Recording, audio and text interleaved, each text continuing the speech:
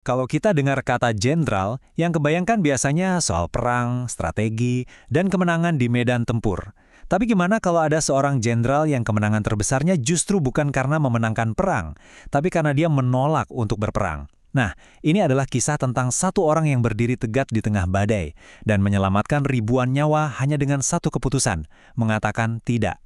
Coba deh, lihat angka ini. 500.000. Ini bukan cuma statistik loh. Ini adalah perkiraan jumlah nyawa yang hilang dalam salah satu periode paling kelam di sejarah modern Indonesia. Angka yang mengerikan ini jadi semacam hantu yang membayangi bangsa kita selama puluhan tahun. Nah, pertanyaan ini nih yang jadi inti dari pembahasan kita. Di saat sebagian besar wilayah Indonesia terbakar oleh kekerasan, ada satu provinsi besar yang, kok anehnya, relatif damai. Gimana ceritanya? Kok bisa? Jawabannya ternyata ada pada tindakan satu orang komandan militer. Yuk kita telusuri kisahnya. Oke, mari kita kenalan dulu sama tokoh utama kita, Letnan Jenderal Ibrahim Arji.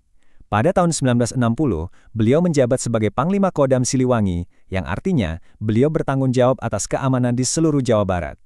Waktu itu, beliau mungkin belum sadar kalau dalam beberapa tahun ke depan, beliau akan menghadapi dua ujian terbesar dalam hidupnya. Jadi, jauh sebelum krisis nasional tahun 65, Jawa Barat itu sebenarnya udah babak belur. Selama bertahun-tahun, pemberontakan DI atau TII udah ninggalin luka dan penderitaan yang mendalam banget. Nah, inilah kondisi yang diwarisi oleh Aji, sebuah wilayah yang lelah berperang dan penuh trauma. Terus, gimana cara Aji menghadapi ini? Nah, di sini kerennya. Dia nggak cuma mengandalkan kekuatan senjata. Dia meluncurkan strategi super cerdas yang disebut pagar betis. Idenya, dia mengajak rakyat sipil untuk turun tangan bareng tentara, membentuk semacam pagar manusia hidup untuk mengepung para pemberontak. Jadi ini bukan lagi perang antara tentara dan pemberontak, tapi perang seluruh masyarakat yang pengen damai lagi. Dan tahu nggak, strategi ini berhasil total. Nah, ini poin kuncinya. Setelah pemimpin DI-DTI, Kartosuwirjo berhasil ditangkap, Aji nggak lantas jumawa atau pamer kemenangan. Sebaliknya, dia justru membuka pintu lebar-lebar, mengajak sisa-sisa pemberontak untuk kembali ke masyarakat secara damai. Tujuannya bukan pemusnahan, tapi rekonsiliasi. Coba deh, ingat gaya kepemimpinan ini, karena kita bakal melihatnya lagi nanti. Oke, perang memang udah selesai, tapi tugas Aji belum kelar. Soalnya, memenangkan pertempuran itu satu hal, tapi memenangkan perdamaian yang sesungguhnya, nah, itu tantangan yang sama sekali berbeda. Aji kemudian meluncurkan Operasi Bakti. Coba bayangin, para tentara yang tadinya pegang senjata, sekarang ganti pegang cangkul dan palu. Mereka turun langsung membangun kembali sekolah, rumah sakit, dan masjid yang hancur. Ini adalah langkah jenius buat menyembuhkan luka masyarakat dan membuktikan kalau tentara itu ya bagian dari mereka, bukan kekuatan asing yang harus ditakuti. Kutipan dalam bahasa Sunda ini benar-benar menangkap esensi karakter beliau. Aji itu tipe jenderal yang nggak pernah menempatkan dirinya di atas rakyat. Bahkan setelah pensiun dan buka restoran, beliau nggak segan melayani pelanggan sendiri. Ayo nama Jenderal Naoge jadi tukang sangu oi. Sekarang jenderalnya juga jadi penjual nasi, menunjukkan kerendahan hatinya yang luar biasa. Pemimpin yang sejatinya seorang pelayan. Nah, sekarang suasananya kita ubah drastis. Dari membangun harapan, kita terlempar ke salah satu momen paling gelap dalam sejarah Indonesia, September 1965. Sebuah upaya kudeta yang gagal, yang kemudian memicu reaksi berantai yang membakar seluruh negeri.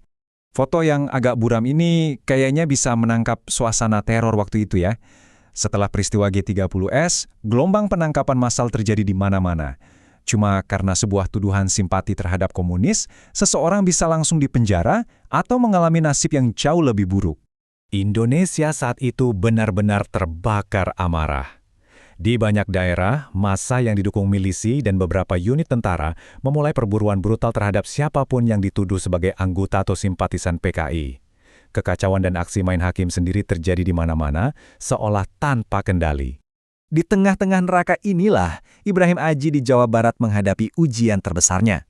Perintah dari Jakarta dan amarah massa sama-sama menuntut darah. Terus, apa yang akan dia lakukan? Dan disinilah perbedaannya jadi jelas banget. Di Jawa Tengah dan Timur terjadi pembunuhan massal. Aksi main hakim sendiri dibiarkan, bahkan didukung. Nah, di Jawa Barat di bawah komando Aji, Beda total. Dia memang memerintahkan penangkapan para pemimpin PKI, tapi alasannya luar biasa, demi perlindungan mereka sendiri dari amukan massa. Dia secara aktif mencegah kekerasan, bahkan sampai berani menolak masuknya pasukan khusus RPKAD, karena dia tahu kehadiran mereka justru cuma bakal memicu lebih banyak pertumpahan darah. Ini adalah pembelaan Aji yang dia sampaikan langsung ke Presiden Soekarno. Waktu itu Soekarno marah karena Aji membubarkan PKI di Jawa Barat tanpa perintah. Tapi Aji menjawab dengan kalimat ini, dengan argumen bahwa tindakannya itu justru untuk melindungi semua warganya, termasuk anggota PKI itu sendiri, dari amukan massa. Sebuah logika yang sangat berani dan pragmatis di tengah situasi yang begitu panas. Ironisnya, tindakan yang menyelamatkan ribuan nyawa ini justru menjadi awal dari akhir karir militernya. Yah, politik memang kadang bisa sekejam itu. Mari kita lihat apa yang terjadi padanya setelah ini. Jadi begini, Aji itu dikenal sebagai seorang loyalis Presiden Soekarno. Nah, ketika kekuasaan mulai beralih ke Jenderal Soeharto, kesetiaan ini jadi semacam beban politik. Ia dianggap terlalu dekat dengan rezim lama, dan sifat-sifat yang sama yang telah menyelamatkan Jawa Barat, yaitu kemampuannya berpikir mandiri dan bertindak tegas, kini malah dipandang sebagai ancaman oleh penguasa baru. Garis waktu ini merangkum akhir kisahnya. Gak lama setelah peristiwa 65, Aji dicopot dari jabatannya. Dia kemudian dipindahkan menjadi duta besar di London, sebuah cara halus untuk menyingkirkannya dari pusat kekuasaan. Setelah itu, dia meninggalkan dunia politik dan militer selamanya, menjadi pengusaha sampai akhir hayatnya di tahun 1999. Jadi, kita kembali ke pertanyaan di akhir. Bagaimana sejarah harus menilai seorang pemimpin seperti Ibrahim Aji? Dia adalah seorang pahlawan yang nyaris terlupakan. Tindakannya mencegah sebuah tragedi yang tak terbayangkan, tapi dia justru disingkirkan dari panggung sejarah. Ini meninggalkan kita dengan sebuah pertanyaan besar kan? Apa yang lebih berharga? Kesetiaan buta pada perintah? Atau keberanian moral untuk melakukan hal yang benar, bahkan dengan risiko kehilangan segalanya? Itulah warisan rumit dari seorang jenderal yang berani berkata tidak.